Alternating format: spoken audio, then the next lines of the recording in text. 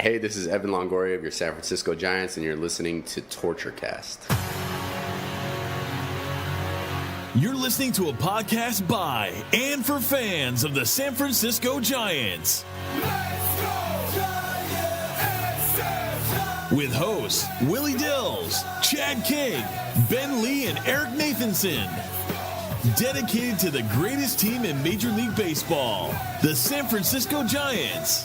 This is TortureCast. Standing on time, not gonna stop. We came to play, ain't slowing down. Falling on, we're here to stay, and we're stopping on whatever's in our way. I'm feeling like a Giant tonight. It's Wednesday, February 28, 2018, and this is episode 134 of the TortureCast, the podcast by and for fans of the San Francisco Giants. And I am your host, Chad King, and joining me from the pecan farm in Georgia, man, I'm ready for, for some plaid-shirted boy who shall remain nameless coming across the bridge with his fishing pole. Well, he's directing movies now and stuff, isn't he? Eric Nathanson. Eric, man. Yeah, you're not Opie, though. But by the sounds of it, you're liking the Opie life, aren't you? I'm loving it. Except instead of the plaid shirt, I am the Hawaiian shirt wearing guy. So when people see the guy with the Hawaiian shirt in town, they already know it's me. Opie smoking weed in the pecan farm. He had to grow up sometime. Yeah, you got to do that. No, it sounds like it's a pretty awesome place. Glad that you've been settling in from your previous place in the penis of America to the vagina of America. I don't know. I'm searching for euphemisms here. It's better. It's not much better, but it's better. It's better in different ways, right?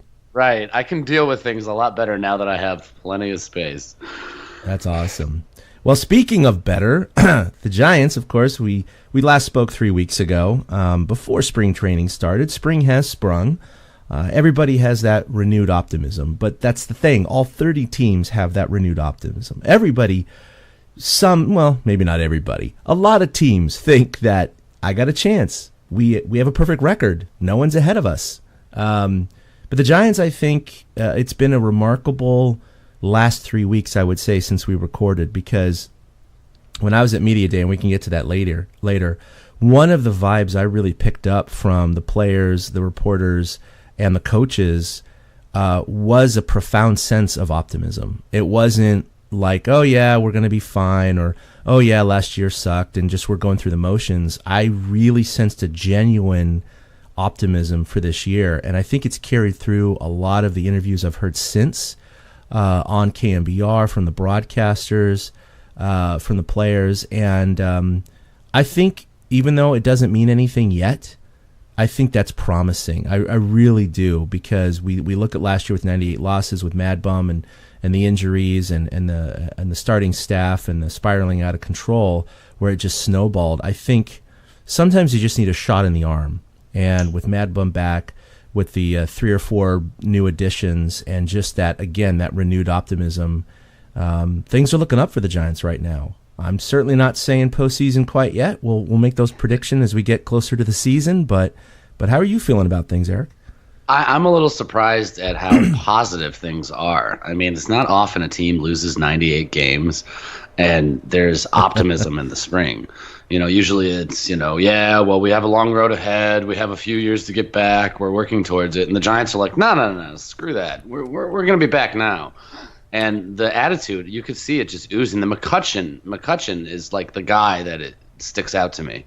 Oh, sure. He walked in. He not only did he infuse life, he brought veteran presence at the same time. So, this team, it's starting to remind me of the 2010 team. I don't know if I said this last time, because it's all these veterans that are savvy, that have been around, that have been through the ringer, have been through the wars. It's a bunch of just misfits getting thrown together again and seeing what they could do. I didn't expect to be this high on the Giants going into the season, but like you, and I haven't made the predictions yet, I'm feeling really, really positive going forward. Like the numbers don't matter right now. We know that, but watching the guys just take over and be a part of it. I mean, we haven't had fun. The Giants weren't fun last year. They just weren't fun. And they're already so much more fun than they were last year. 98 losses is just such a hard thing to come back from. And, I mean, we're fortunate. We could be sitting here talking about a team like, oh, well, they traded this guy and they got rid of this guy and they're rebuilding and, you know, things are going to suck for the next 2 years. No, the Giants have gone out and done it. And, like, the players have bought in. They totally have.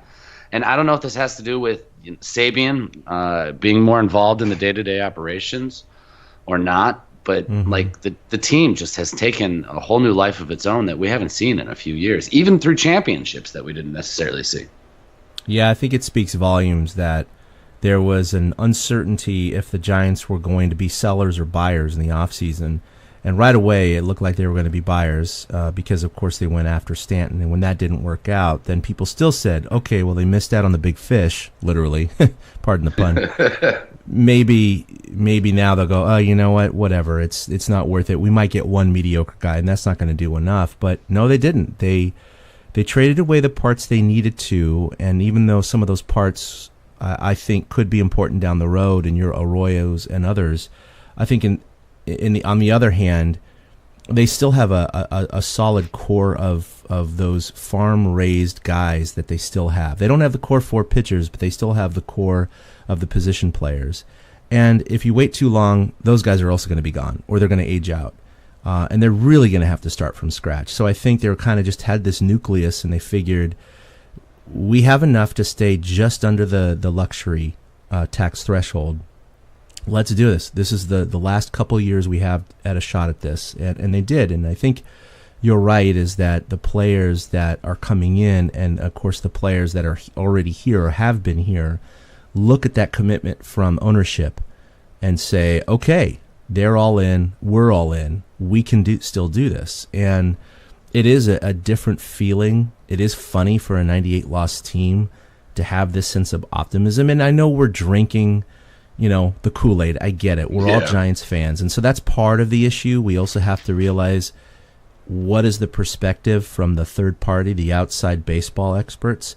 But I've been looking at that. And, of course, no one's picking the Giants to win the West or have a great shot at the World Series. And I would agree with that. But at the same time, most of these predictive sites and authors I've been reading, even though it's early in spring training, but just analyzing the trades, are like, yeah, I mean, number one, how can the Giants not be better, even without the trades, right? I think most people agree 98 losses was an anomaly. That was an outlier. I think by default, you got to improve them 5+ games just because of bad luck. But then you consider the bum injury, then McCutchen and Longoria, and the other trades they made, and I would say it's got to add at least 10 to 15 games. I between those 4 to 5 players, that's only a couple 3 wins per player, and I think that's reasonable because that's what a lot of their wars are kind of floating around. So if you're improving this team 15 games, well, that's when you're getting to 83, 84 wins. And so if you get that extra push from chemistry, from just things going right, whatever, I could see this team certainly being above 500 and maybe being in the mid to high 80s, enough to contend for a wild card. So a lot of national writers are thinking along those lines. And so I don't think it's all Kool-Aid. I do think there's some good reasoning behind that feeling. They seem to be, the Giants are like the darlings of the national media this offseason. Like, I've never seen so many positive things on, oh, look, the Giants have done this and the Giants have done that. And, while everybody goes this direction, the Giants are going in a different direction and it's working. Like, I haven't seen any, oh, what are the Giants doing type articles. Everybody seems to be high on the Giants, which could be a really good thing or a really scary thing. Or a really scary thing. You're right about that. Yeah, well, this team, knock on wood, is not going to lose 98 games. It's just not. Now, it may not make the playoffs. Who knows? And I can almost guarantee you it's not going to win the West. I mean, the Dodgers are essentially the same team they have been the last couple of years. There's no reason to believe they're going to lose less than, 90 to 94 games, if not more. They have some of their relievers that have changed or what have you, but the long-term prognosticators, and most people I think agree, the Dodgers unless they have just a series of horrific injuries. They got the shot to take the West. But anyway, let's get back to the Giants. They're looking pretty good. It's in the spring. We all feel good. They're 2-3-1 this spring. Records don't matter. But let's talk about the fun stuff. I think some of the notable performance so far, it was yesterday's game, of course, the Giants and the Brewers, I think it was. Or was that today? I think today was the Brewers. No, it was, yesterday was the D-backs. D-backs, right. Today was the Brewers. The Brewers scored 7 in the bottom of the ninth to make it a tie, a 10-10 tie. So it was almost like back in the Giants' face. My God, the scores of these games, it's like every game, 10 runs, 12 runs. It's unbelievable. Spring training, the ball just flies. And speaking of the ball flying, the journeyman Kyle Jansen, of course, hit a walk-off grand slam in the bottom of the ninth to win it for the Giants 14-12, and the Giants actually scored 6 runs in that ninth inning to prevail. So it was fun for the fans down there. I did not hear it live. I only heard the broadcast afterwards, but pretty cool. But Kyle Jansen so far is Kyle Jansen so far is 4 for 7 with 3 bombs. So he's got 4 hits, 3 of them home runs, 7 RBI, and of course including that walk-off grand slam. So this guy's played for several teams in the past. He's never really landed anywhere.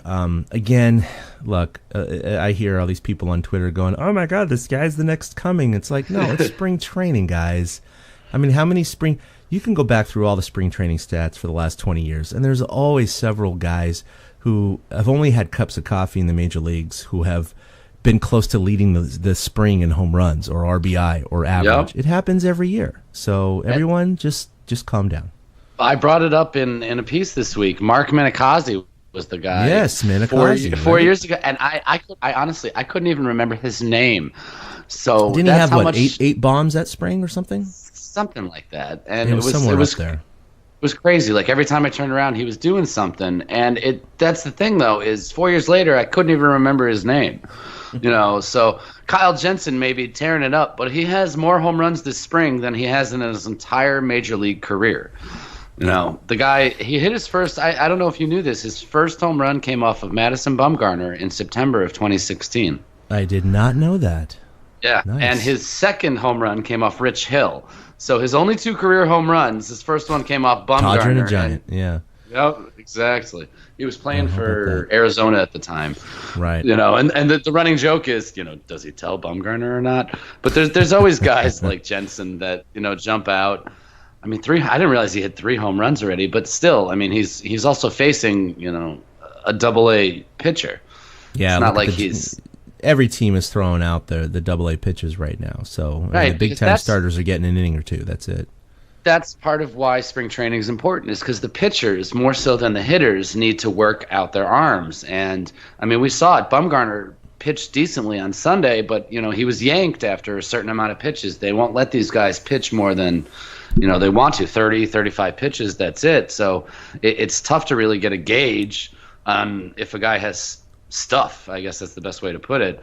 And so guys like Jensen are going to, pop up and be those – oh my God! I mean, Justin Maxwell was that guy a few years ago. Yeah.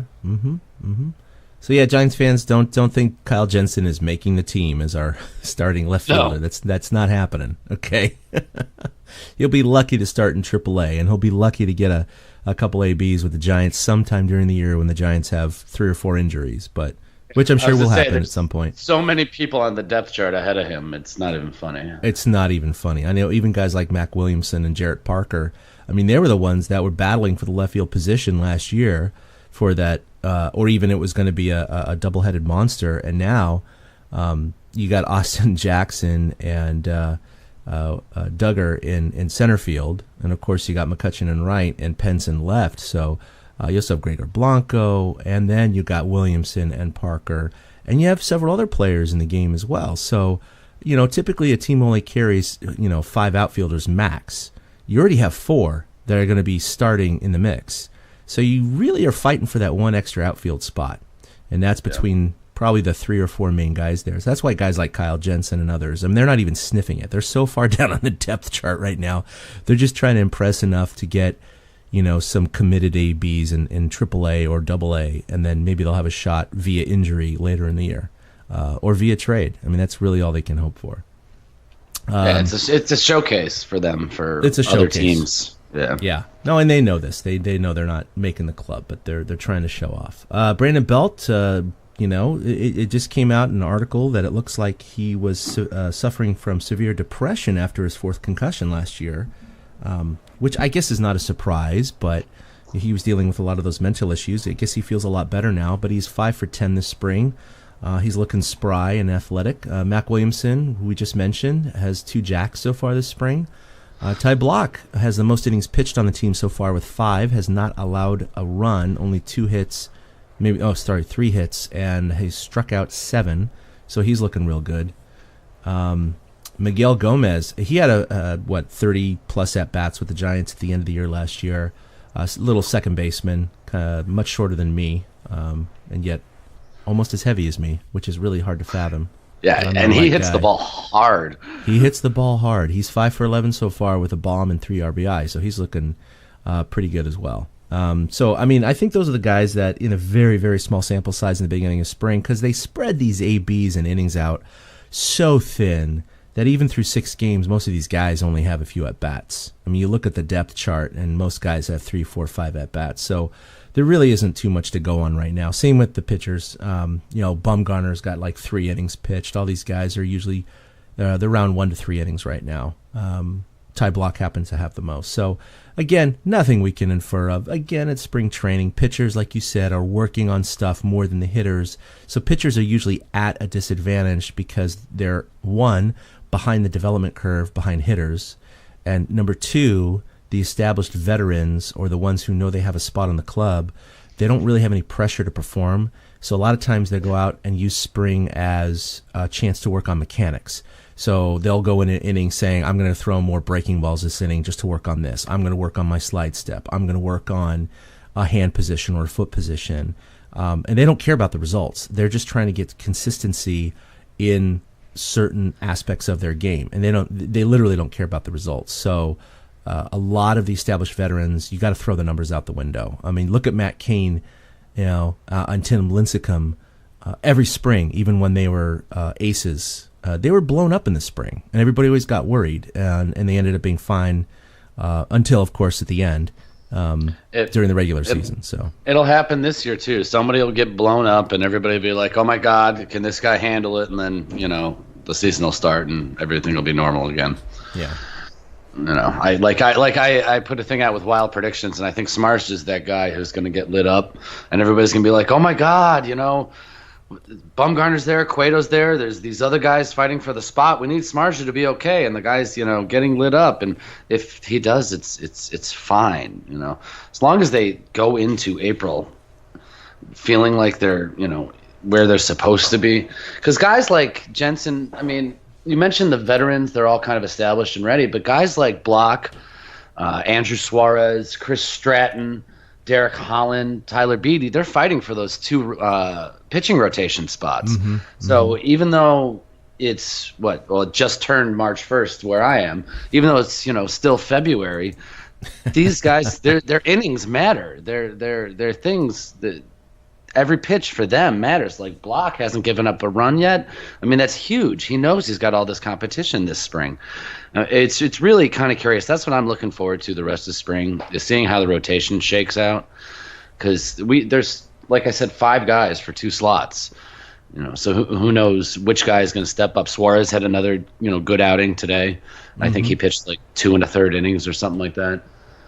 So as far as the veteran guys, they're all just going to be there. And if these young guys step up their game, I mean, it could be important of things to come. Who knows? I'm so positive about this year. And last year, I was like the opposite. So it's really kind of confusing. Well, we didn't mention this at the top of the show. And, of course, this happened between our last show and this show.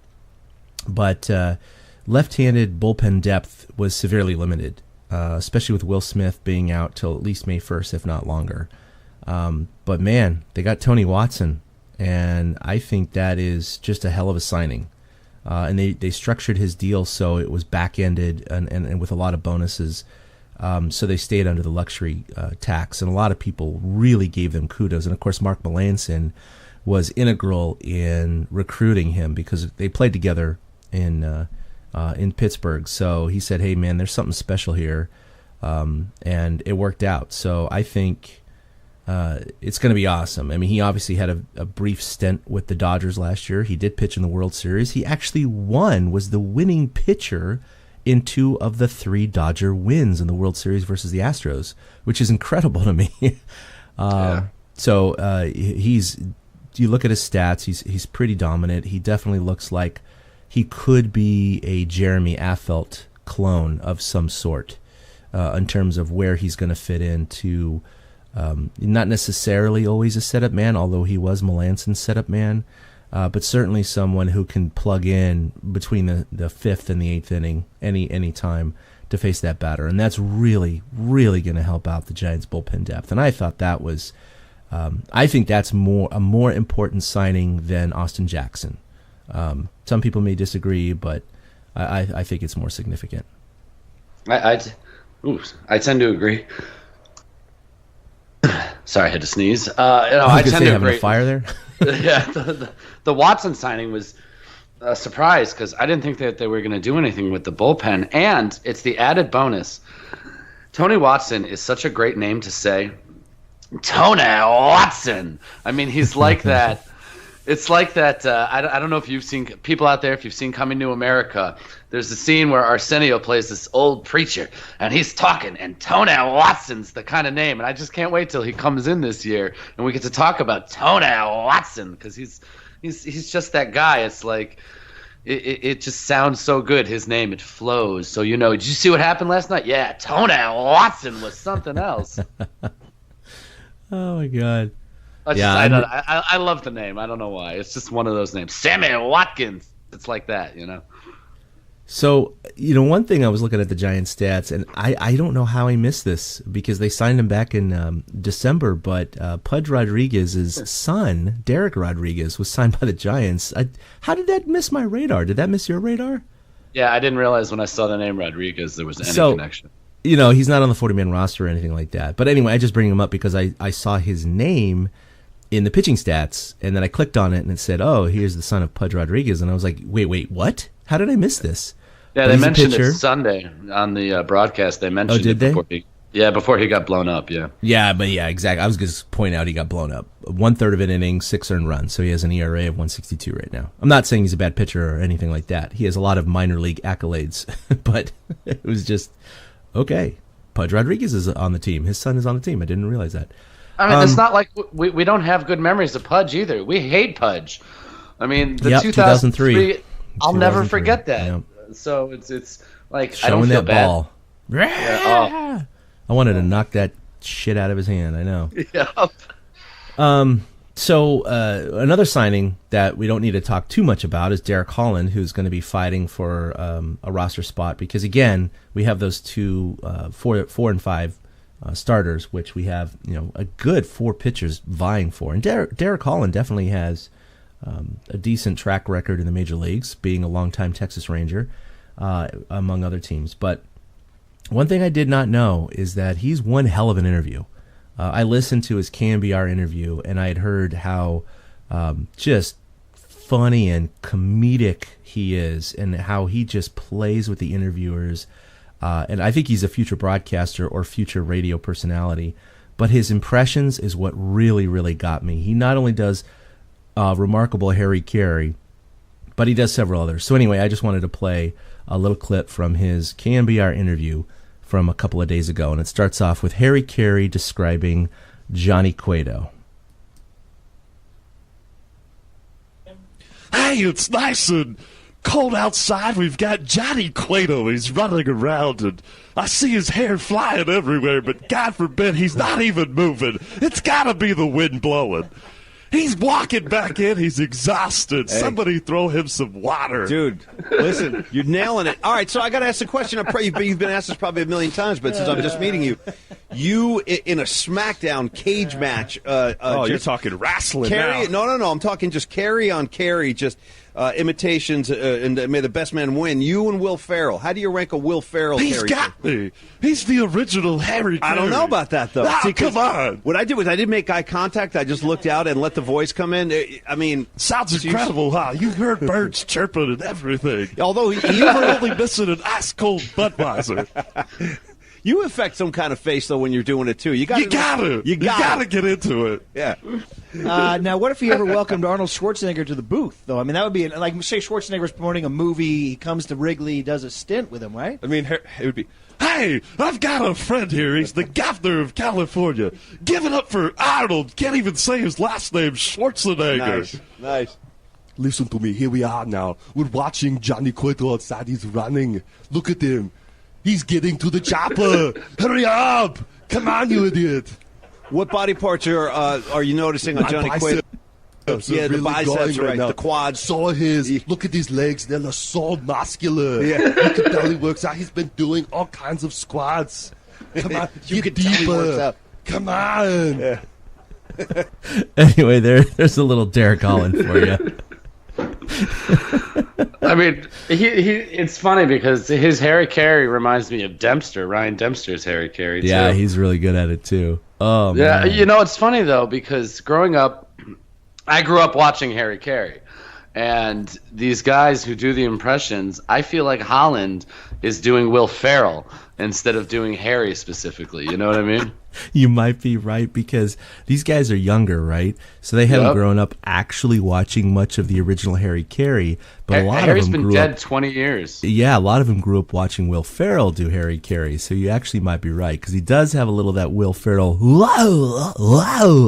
Yeah, I totally agree with you. But anyway, that's pretty awesome. I look forward to future interviews with him.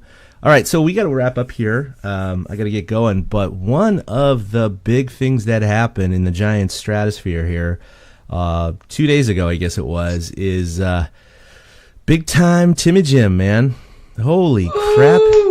He came out, he did his showcase a few weeks ago, I guess 2 weeks ago, and by all reports, including some of the scouts and Bobby Evans, the GM for the Giants, said he looked really good, athletic, lean, mean. He put on some weight, and he was throwing 92 to 93. His previous showcase, you know, he was throwing 90, and he was still signed by the Angels.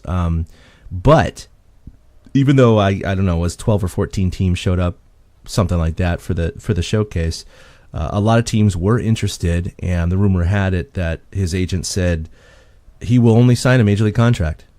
He was not going to deal with the minor leagues anymore. And then, of course, the last couple of days, the rumors came out that it was down to Texas and the Dodgers, who were rumored to have offered him a major league contract. And Twitter went crazy, just begging Timmy not to sign with the Dodgers. And then just a few hours later, he did officially sign with the Texas Rangers. I guess $1 million for the year, plus bonuses and incentives and all sorts of crap like that. But it's a guaranteed major league contract. I think that's incredible. That's absolutely incredible. I mean, Texas has really reshaped their pitching staff and their bullpen, and they certainly are taking a chance here.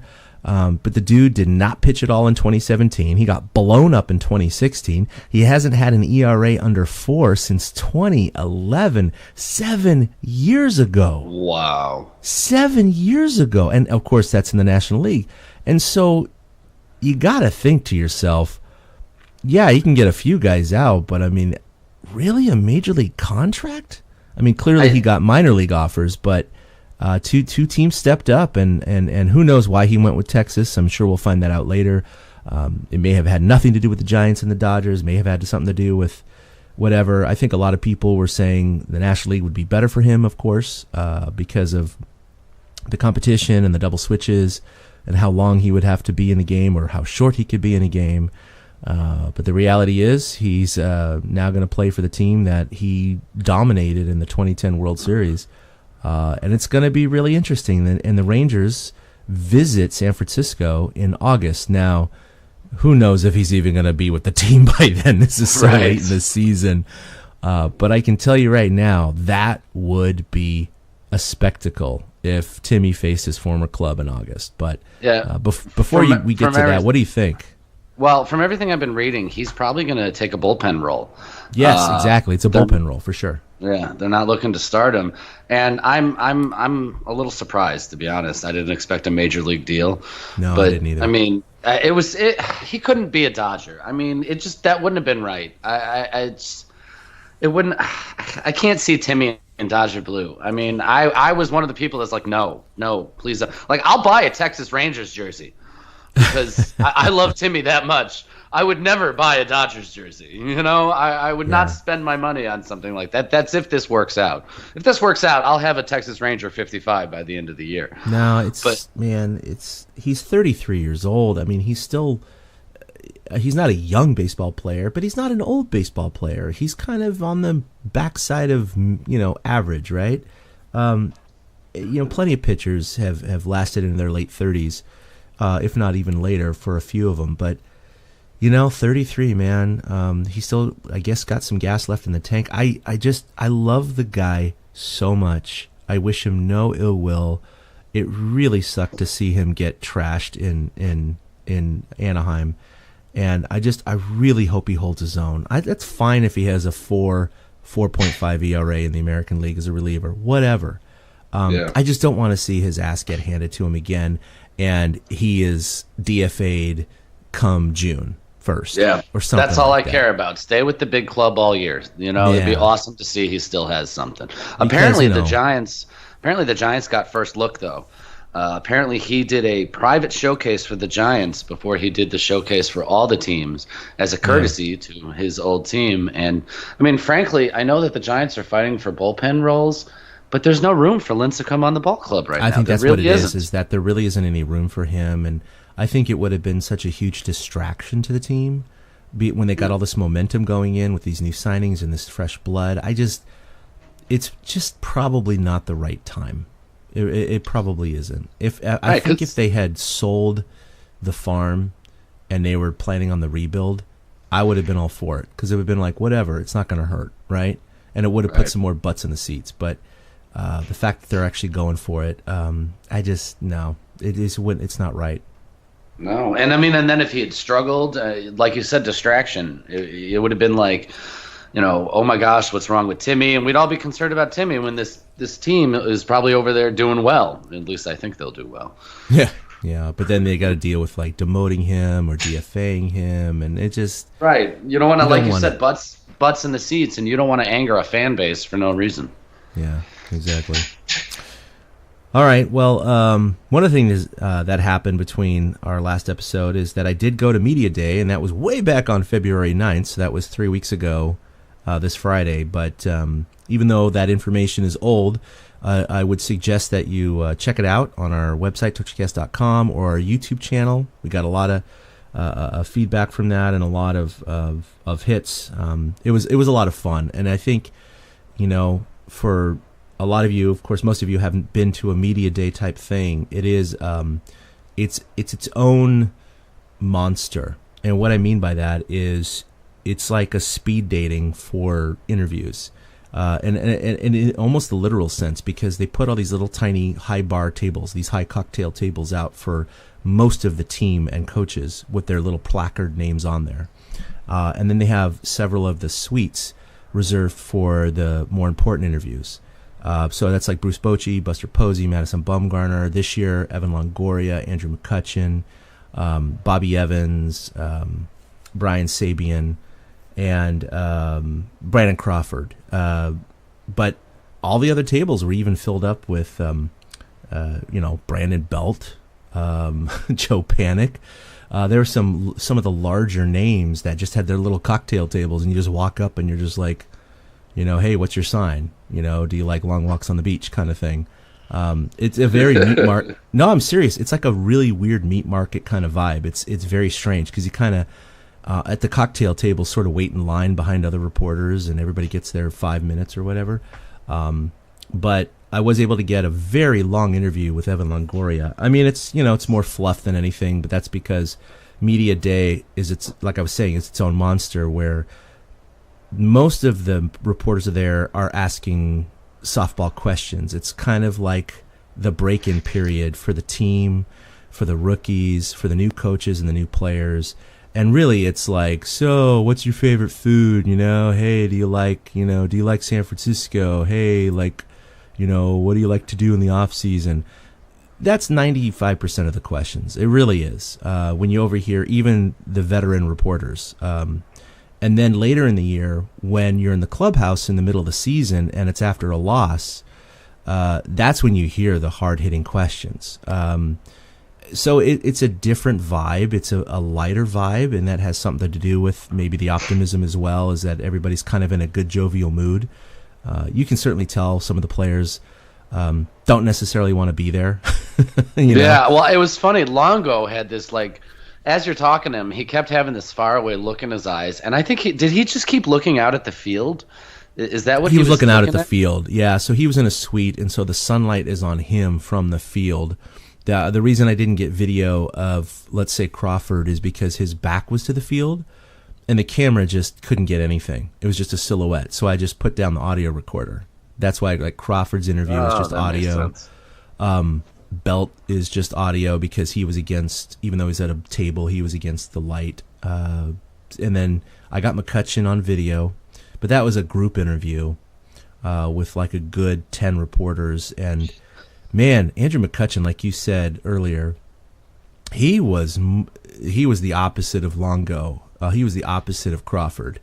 McCutchen was just gung-ho. Like, wait, what'd you say? What? Oh, yeah. And he'd tell a story. He was telling a story about how he met his wife, how he got his number, Roberto Clemente. They were good stories, too. If you haven't checked out Chad's McCutchen interview, that's a good one. He's a lot of fun to listen to. The story about how he got his number and how he kind of hates Tom Gorzolani for it now. Yeah. But doesn't. You know what I mean? It's just so funny that he's like, I thought it was really sweet when Kutch said, I started seeing kids wear number 22 and I had to keep it.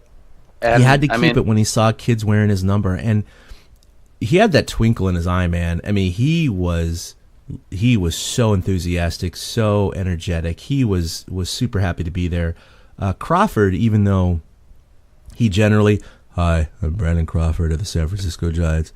That's the way he always talks. He has a little sparkle in his eye most of the time where you still see the personality. That day, he didn't have it. He did not want to be there. Longo was a little in between. He was kind of like, yeah, and then he'd tail off and then come up and tail off. But I've heard he's not a media favorite either, even in Tampa. Not a curmudgeon, just not a darling. He's not going to give you the crazy soundbite. He's like Buster Posey. Yes. Very, very, very similar to Buster Posey. And then, of course, Brandon Belt. He's always great. I love him. He's really fun to interview. This wasn't as jovial, but he was really, really jacked up about the Giants this year. He said his noggin's fine. I asked him about a bunch of the tests that he goes through, or he went through this past year, and then, what he was really thinking about in the offseason, and it was just about the losing. And I brought this up to Crawford, and I think maybe it wasn't communicated as well it should have been, so I think maybe it was a word play kind of thing, but Belt, and I'm mincing words here, this is paraphrasing, but Belt basically was saying, I didn't like how the team didn't respond right away last year.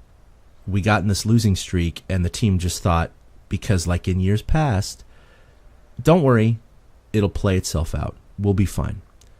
And it didn't. And it kept going. And it kept going. And it kept going. And he was essentially saying that they just couldn't get out of that funk. And there just didn't seem to be urgency to get out of that funk. And so that's one of the things he was trying to make sure this year that wouldn't happen.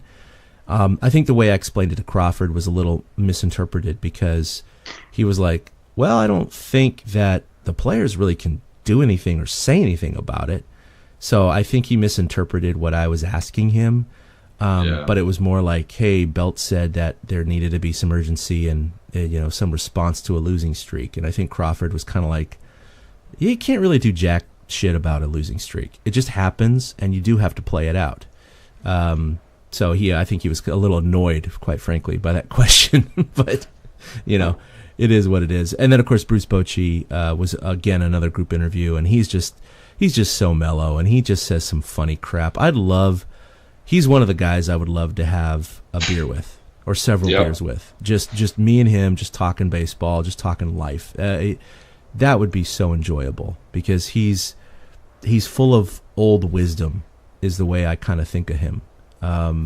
He's not an old crotchety guy. He's has a really dry wit. He has a really valuable things to say in as few words as possible, and it's fun to watch. It's fun to watch. But anyway, yeah, check those out. Yeah, we're gonna miss Bochy when he's gone. Yeah, because he's got this year and next year left on his contract, and unless the Giants lose another 98 games, he should be with the team through 2019. And by then, I think that's going to be it.